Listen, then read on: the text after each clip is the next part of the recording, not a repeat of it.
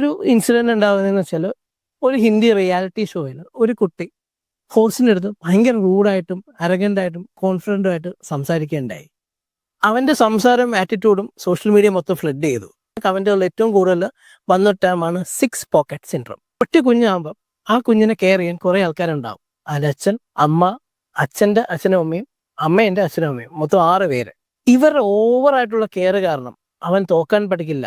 അവൻ എന്ത് ആഗ്രഹിച്ചാലും അത് സാധിച്ചു കൊടുക്കും. ഫിനാൻഷ്യലി ആയാലും ഇമോഷണലി ആയാലും ടേക്ക് കെയർ ചെയ്യാൻ ധാരാളം ആൾക്കാരുണ്ട്. അത് കാരണം തന്നെ ആ കുഞ്ഞ് കുറേ കാര്യങ്ങൾ ലാക്ക് ചെയ്യും. ഈ ഒരു പ്രശ്നം കാരണം തന്നെ അവൻ്റെ പേഴ്സണാലിറ്റിയിൽ ഉണ്ടാകുന്ന കുറേ പ്രശ്നങ്ങളുണ്ട്. അരഗൻസ്, ആങ്കർ ബ്ലാസ്റ്റ് ചെയ്യുക, ആരാ എന്താ എന്ന് പോലും നോക്കാതെ പെരുമാറാൻ പറ്റുന്ന ഒരവസ്ഥയിലേക്ക് കുഞ്ഞു പോകും. ഒന്നുണ്ടെങ്കിൽ ഒലക്കി അടിച്ചാൽ മതി എന്നാണ് പറയുന്നത്. ഇവിടെ നമ്മൾ ഒലക്കൊന്നും എടുക്കേണ്ട കാര്യമില്ല, ചെറിയ കുറച്ച് കാര്യങ്ങൾ ചെയ്താൽ മതി. ഒന്ന്, അവനെ തോക്കാൻ പഠിപ്പിക്കുക എന്നുള്ളതാണ്.